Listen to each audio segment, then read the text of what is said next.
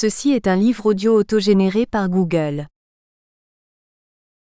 Discrimination. Que veut dire pour vous discrimination? Virginie. Rejet de soi-même par les autres, c'est-à-dire le fait de ne pas être comme l'autre, ça amène la critique, les insultes. L'intolérance, tout simplement provoquée par la peur de l'autre. J'en suis persuadée. Christelle, pour moi c'est le regard des autres et le jugement. Ce que les autres pensent de toi dès l'instant que tu sors de la norme, sexe, poids, âge, couleur de la peau. T'es jugé comme moins que rien, tu es mise de côté. Sophie, pour moi c'est surtout la couleur de peau. Ils ne jugent pas sur ta capacité, employeur, mais sur la couleur de ta peau. Est-ce que vous avez été victime de discrimination? Sophie. Pour moi une fois j'étais en stage dans un magasin et j'ai demandé à une cliente, « Madame, que voulez-vous?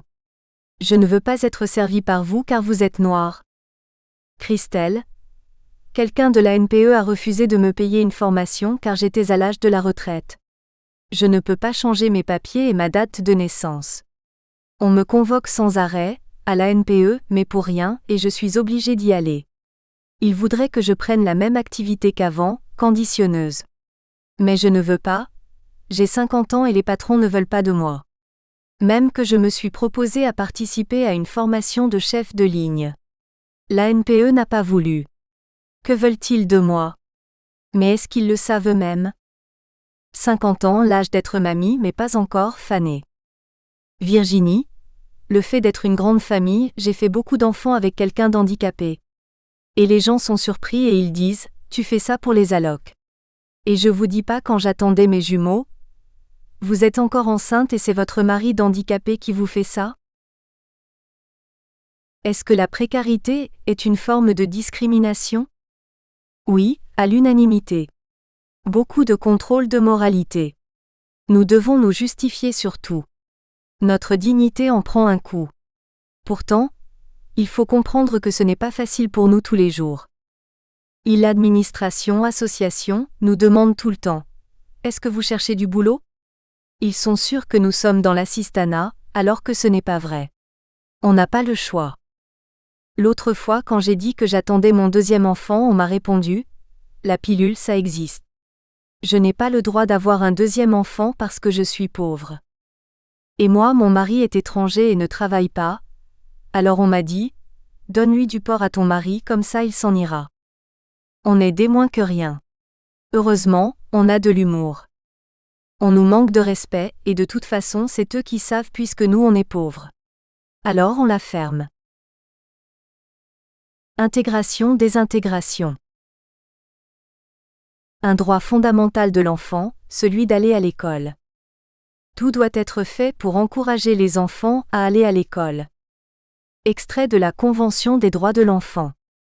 Il n'y a pas que dans les pays pauvres que les enfants sont menacés de ne pas pouvoir aller à l'école.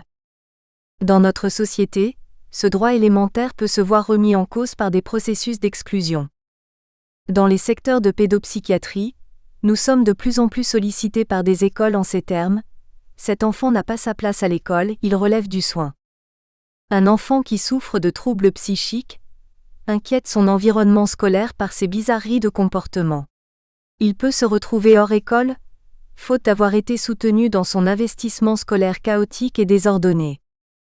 Il est nécessaire qu'une articulation entre l'équipe pédagogique et l'équipe soignante se mette en place, permettant à chacun de se rassurer sur son intervention et de se situer dans sa fonction. Sinon, on peut assister à un engrenage de positions défensives. Cet enfant qui a besoin d'une prise en charge spécifique risque alors d'être assimilé comme relevant de soins à temps plein, à l'exclusion de toute autre inscription, y compris scolaire. Pour l'enfant qui souffre de troubles psychiques, la présence à l'école, même si elle nécessite des aménagements, inscription à temps partiel, accompagnement, est décisive pour son inscription sociale et son développement personnel. L'attention qui lui est portée et la qualité des échanges entre professionnels conditionnent énormément ses chances de maintien dans le circuit scolaire.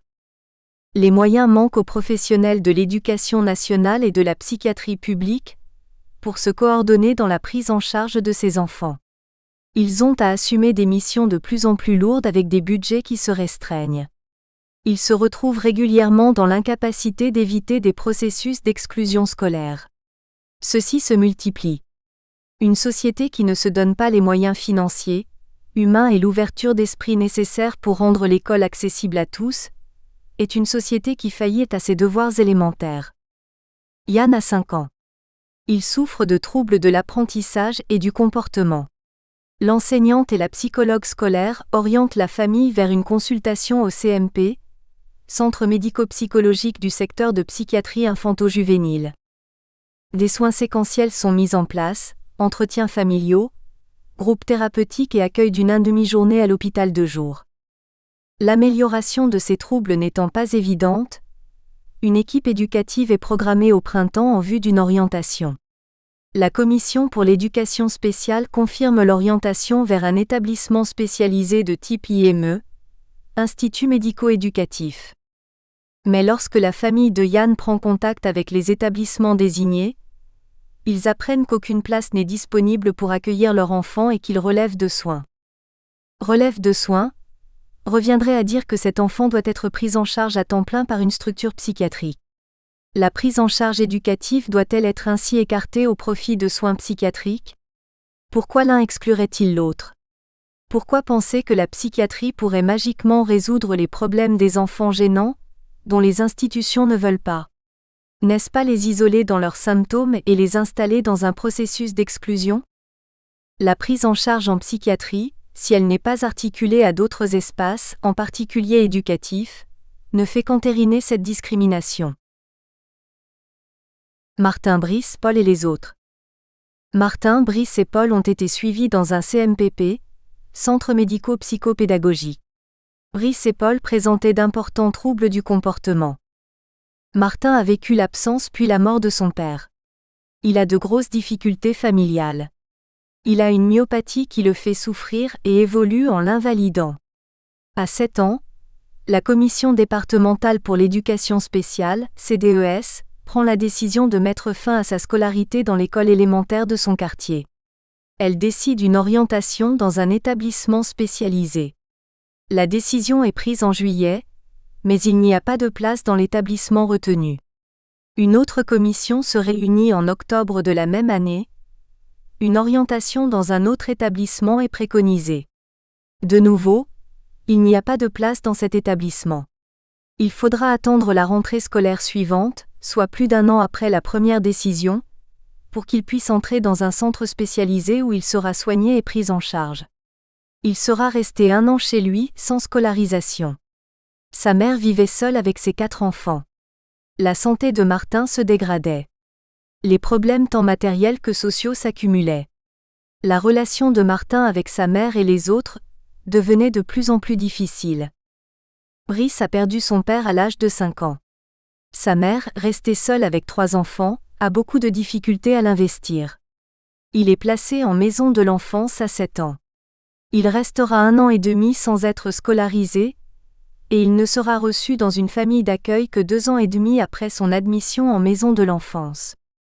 Paul, après un placement à 18 mois jusqu'à l'âge de 3 ans en maison de l'enfance, puis 4 ans dans un établissement spécialisé, revient en maison de l'enfance. Son ancienne école ne peut l'accueillir, il est déscolarisé. Il n'y a pas de place non plus pour lui à l'ITEP, Institut thérapeutique éducatif et pédagogique, orientation préconisée par la Commission de l'éducation nationale. À 8 ans, il aura déjà vécu une succession d'abandons de la part de ses parents, mais aussi des institutions chargées de lui venir en aide. Tolérance zéro.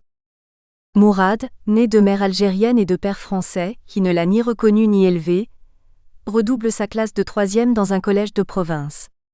Il a été mis en examen par un juge pour enfants de la région parisienne pour vol et recel d'un cartable d'une professeure, l'année précédente, dans un collège de la banlieue de Paris où il était alors scolarisé. Sa mère et son beau-père ont ensuite quitté la région parisienne pour venir vivre en province. La mesure judiciaire, dans le cadre de l'ordonnance de 1945, relative à la délinquance des mineurs, se poursuit, avec comme objet d'éclairer le juge pour enfants sur la personnalité du mineur avant son jugement au pénal. Voici la version de Mourad. Dans le collège où il était, banlieue parisienne, c'était le bazar, chahut, insultes envers les profs. Il arrivait que des chaises passent par les fenêtres. Mourad y participe un peu sans être leader. Nous espérons que vous avez apprécié cet aperçu. Pour continuer à écouter ce livre audio sur Google Play Livres, utilisez le lien dans la description de la vidéo.